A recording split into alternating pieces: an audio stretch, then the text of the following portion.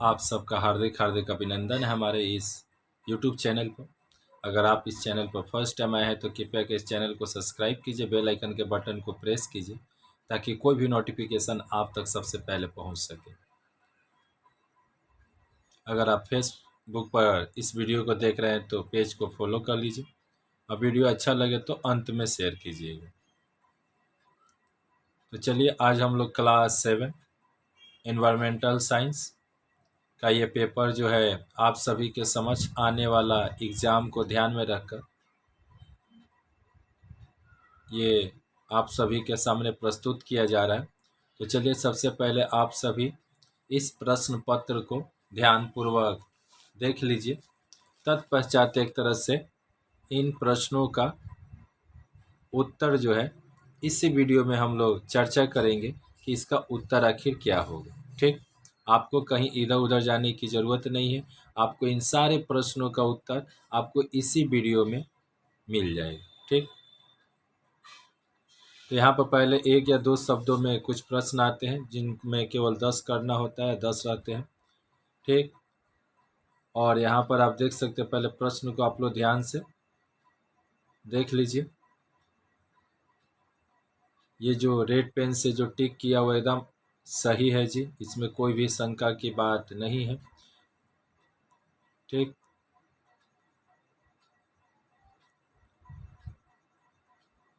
अगर आप हमारे इस चैनल पर किसी भी साल का वीडियो देखना चाहते हैं तो उसके लिए आपको हमारा प्लेलिस्ट में जाना होगा और उस प्लेलिस्ट में आपको 2014 से लेकर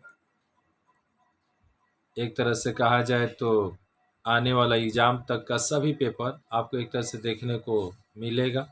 ठीक, तो यहाँ पर से शुरुआत करते हैं हम लोग। पहला क्वेश्चन है, एक या दो शब्दों में आपको क्या करना है कि उत्तर देना है। बटन सेल किसे कहते हैं? इलेक्ट्रिक हाथ की घड़ी में जो सेल रहता है ना, वह देखने में बहुत कुछ बटन के समान ही दिखाई देता है। इसी को बटन सेल के नाम से जाना जाता है या बटन सेल कहते हैं। ठीक, इतना लिख लीजिए। लिटमस पेपर का क्या उपयोग है? ठीक, तो इस प्रश्न का उत्तर यहाँ पर नहीं लिखा गया है। आप सभी इस प्रश्न का उत्तर कमेंट बॉक्स में अवश्य कीजिएगा कि आखिर इसका उत्तर क्या होगा। तीसरा, निम्न नींबू और सेव में कौन सा अम्ल यानी एसिड पाया जाता है? तो नींबू में साइट्रिक एवं एस्फार्विक एसिड, जबकि सेव में मौलिक एसिड पाया जाता है। आप सिंपल भाषा में उतना मत कीजिए, नींबू में साइट्रिक और सेव में मौलिक एसिड करके निकल जाइए। ठीक, नाइट्रोजन और हाइड्रोजन के सहयोग से कौन सी गैस बनती है? तो हीलियम। जिंक और कैल्शियम का रासायनिक चिन्ह लिखिए। तो जिंक का देख सकते हैं ZnCl2 और कैल्शियम का Cl2। लिथियम के परमाणु रचना में कितने इलेक्ट्रॉन पाए जाते हैं? तो यहाँ पर 6 इलेक्ट्रॉन पाए थे। वायु कुचालक है या सुचालक है? इस प्रश्न का भी आपको उत्तर कमेंट बॉक्स में देना होगा। सेकेंडरी सेल का प्रयोग कहाँ होता है? तो गाड़ी में। एक सौर ऊर्जा से चलने वाले उपकरण का नाम बताना है। तो सोलर लाइट। एक रासायनिक निर्देशक का नाम बताना है। ठीक, अगला, परमाणु के केंद्र में उपस्थित मौलिक कणों के नाम लिखिए। परमाणु के केंद्र में उपस्थित जो मौलिक परमाणु के केंद्र में, ठीक, तो परमाणु के जो केंद्र में, परमाणु के तो 3 मौलिक कण हैं, एक तरह से इलेक्ट्रॉन, प्रोटॉन और न्यूट्रॉन। तो जो केंद्र में बताया जाए कि केंद्र में कौन होगा, तो केंद्र में आपका P से प्रोटॉन, N से न्यूट्रॉन, और बाहर में जो होता है वो हमारा इलेक्ट्रॉन जो कि चक्कर लगाता रहता है। उससे भी आवश्यक सूचना कि ये क्लास 7 का जो प्रश्न पत्र है, इस प्रश्न पत्र को लिखने वाली छात्रा आकांक्षा कुमारी यादव, जिन्होंने अपने दम पर लगभग अधिकांश प्रश्नों का तो समाधान उन्होंने कर ही दिया है। कुछ ही प्रश्न है जिसका उत्तर उन्होंने नहीं लिखा है, अतः आप सभी उन प्रश्नों का उत्तर देने की भरपूर कोशिश कीजिए। कमेंट बॉक्स में जाकर इन सारे प्रश्नों का अगर उत्तर आपको पता हो तो प्लीज़ कमेंट कीजिए। एलईडी का पूरा नाम लाइट इमिटिंग डियोड। CO2 और CO का नाम, तो CO2 का कार्बन डाइऑक्साइड और CO कार्बन ऑक्साइड। सौर ऊर्जा और सौर ऊर्जा, जैव ऊर्जा और वायु ऊर्जा पर संक्षिप्त टिप्पणी लिखना है। देखिए इन्होंने क्या लिखा सौर ऊर्जा पर। हम लोग प्रचलित ऊर्जा के स्रोत के रूप में जिन ज्वलनशील जीवाश्मों का इतने व्यापक स्तर पर प्रयोग कर रहे हैं, वे वास्तव में उत्पन्न किससे हुए हैं, यही एक प्रश्न है। तो इन्होंने पूरा एकदम कहा जाए तो किताब की लाइन को उतार दिया है, पर ऐसा नहीं होता है। इसमें थोड़ा सा आप लोग उतार चढ़ाव कर सकते हैं।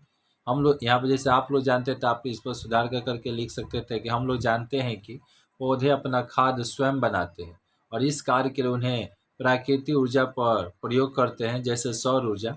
ठीक, अधिकांश जीव भी अपने खाद्य के लिए पेड़ पौधे पर ही निर्भर रहते हैं, अर्थात जीव भी परोक्ष रूप से किसी न किसी प्राकृतिक ऊर्जा पर तो निर्भर रहते हैं, जिसका नाम सौर ऊर्जा। ठीक, आगे है आपका जैव ऊर्जा। जैव वज्र या जैव उत्सर्जित पदार्थों से जैव गैस उत्पन्न होता है। मान लीजिए आपके मोहल्ले में किसी एक छोटा या बड़ा पशुशाला है, अर्थात किसी मुर्गी या पोल्ट्री है। उसके मल को यूं ही बाहर फेंक देने पर पर्यावरण संबंधी समस्या पैदा हो सकती है। ये सब किताब का लाइन है जी, इसको हम खंडन करते हैं। ये प्रश्न का उत्तर ऐसे नहीं होना चाहिए। उसको थोड़ा सा आप बना के लिख सकते हैं कि जैव ऊर्जा कहाँ से प्राप्त होता है, कैसे इसको, इसमें क्या क्या इसके स्रोत होते हैं, इससे कैसे कार्य किया जाता है, ये सब होता है। ठीक, ये तो किताब का लाइन इन्होंने था कि पूरा छाप दिया है। आप लोग थोड़ा इसमें सुधार कर लीजिएगा। यहाँ पर ये भी वायु ऊर्जा में भी वही होगी। हमारे दैनिक जीवन में प्रयोग होने वाले किन्हीं 3 पॉलीमर की प्राकृतिक गुण और उपयोग लिखिए। तो पॉलीथीन अत्यंत ही नरम और जलरोधक होता है। PVC मजबूत ताप विद्युत अंतरक और जलरोधक थर्मोप्लास्टिक।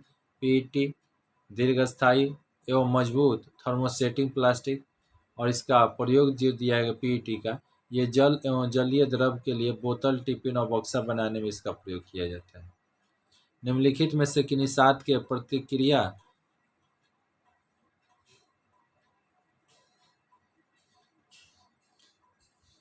समीकरण को देखकर बतलाएं कि वह प्रक्रिया किस प्रकार की है। C+O2 मिलकर CO2, तो यह संयोग हो गया। S+O2 मिलकर SO2, तो ये भी संयोग हो गया। यहाँ Zn+H2SO4, तो ये ZnSO4 + H2, यह प्रतिस्थापन दिया है। 2H2O2, और यहाँ पर एक तरह से देखिए तीर का साइन दिया है, 2H2O + O2, ये विघटन। ये सब आप लोग देख लीजिए, ये आप थोड़ा याद कर लीजिएगा, आने वाले एग्जाम के लिए खास रहता है। ये पेपर में आ चुके हैं। ठीक, आपको इन सारे प्रश्नों का रिवाइज करना है और तत्पश्चात आपकी एक तरह से कहा जाए तो बहुत सारे नॉलेजों को प्राप्त कर सकते हैं। एक पेपर आपको देखने को भी मिल सकता है कि इसी प्रकार के पेपर होते हैं। जल प्रवाहित रोगों के नाम बताना है जो जल से होता है। कोलरा हो गया, डायरिया हो गया। ठीक, और उनके लक्षण और रोकथाम के क्या उपाय हैं। तो रोकथाम में आप एक तरह से कहा जाए तो ORS का घोल पिलाइए, डॉक्टर से सलाह लेकर डॉक्टर को दिखाइए। पृथ्वी पर जैव विचित्र के ह्रास के क्या क्या कारण, यानी पृथ्वी पर जीव जंतु के आखिर काहे नुकसान हो रहा है, क्यों नुकसान हो रहा है, क्यों उनकी संख्या कमी होती चली जा रही है। तो निवास स्थान का खो जाना, तो प्रकृति से जीवों के खो जाने के पीछे सबसे बड़ा अगर कारण देखा जाए तो उनके निवास स्थान का नष्ट हो जाना होता है। ठीक,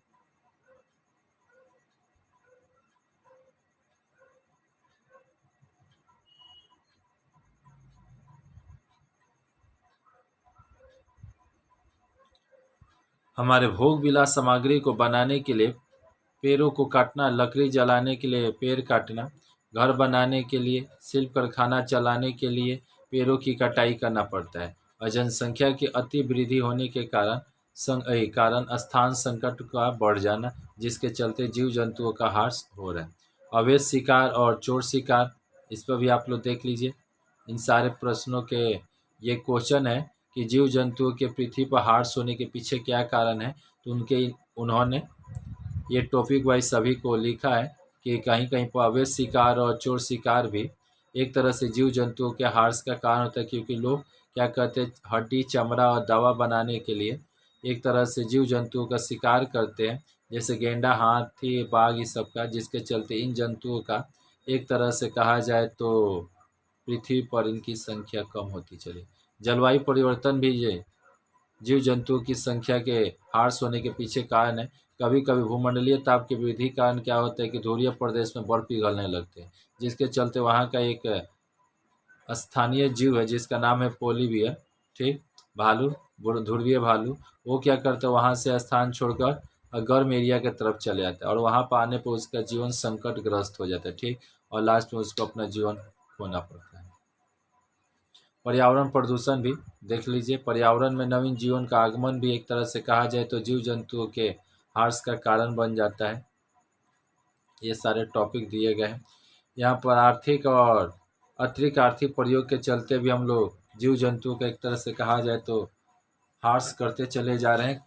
किसी किसी पौधे से आर्थिक रूप से हमें बहुत ज़्यादा एक तरह से धन की प्राप्ति होती है, ठीक, और कई कुछ ऐसे भी, जैसे हिमालय का बताया गया एक कस्तूरी मृग है जिसमें एक तरह से कहा जाए तो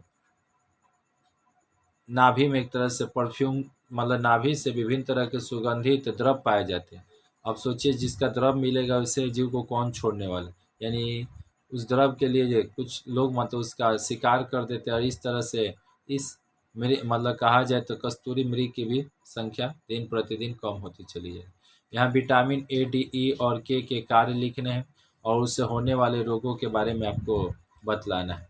तो आप लोग ए करके विटामिन के क्या कार्य हैं और उसके कमी से क्या रोग होगा, ये सब आप लोग देख लीजिए, ठीक।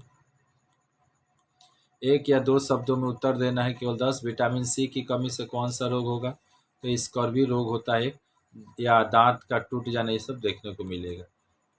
कोलोजेन प्रोटीन कहाँ पाया जाता है, हड्डी में, टेंडन में या लिगमेंट में। अमेनिया किस तत्व की कमी से होता है, तो आयरन से। 2 फाइटोकेमिकल का नाम बताना है, चाय और पक्का। 3 आँख वाली मछली का एक उपकार लिखिए, बताइएगा जी इसका उपकार क्या है। पसीना और CO2 गैस को कि मतलब पसीना और CO2 गैस जो कि एक वज्र पदार्थ है, उसकी प्रकृति क्या है। ये सारे प्रश्नों का उत्तर इन्होंने नहीं लिखा है, आप सभी को इसका उत्तर कमेंट बॉक्स में देना है। गंगा का गिद्ध कैसा जंतु है, विलुप्त या जीवित। विलुप्त हो जाएगा जी, ये भी अब खत्म के कगार पर। कृष्णचूड़ा और गुलमोहर कैसा पेड़ है, ये देख लीजिए। 2 पेशागत रोगों का नाम, मतलब पेशा करने से हाथ की समस्या हो जाती है, कैंसर है। विभिन्न ऋतुओं के नामक्रम से, तो ग्रीष्म, वर्षा, शरद और शीत। टाइफाइड और कार्बोहाइड्रेट होता है या नहीं, टाइफाइड और कार्बोहाइड्रेट होता है या नहीं। एक्टिन और मायोसिन क्या है और कहाँ पाया जाता है, तो एक्टिन और मायोसिन एक प्रोटीन है, यह पेशी में पाया जाता है। तो इस वीडियो में इतना ही। अगर ये वीडियो आपके लिए अगर थोड़ा भी अगर हेल्पफुल रहा तो एक लाइक तो कर सकते हैं। अब वीडियो चैनल पर फर्स्ट टाइम आए हैं तो चैनल को सब्सक्राइब कर लीजिए और बगल में जो बेल का आइकन है ना जी, उसको प्रेस कर दीजिए ताकि आपके आने वाले क्लास से जुड़े जो भी वीडियो हो आपको सबसे पहले उसकी इन्फॉर्मेशन मिल जाए और आप उसको लाभ उठा सकें। अतः बेल के आइकन को प्रेस कर दीजिए और ये वीडियो अगर अच्छा लगा हो तो अपने 2 साथी में शेयर कर सकते हैं ताकि उनका भी भला हो सके।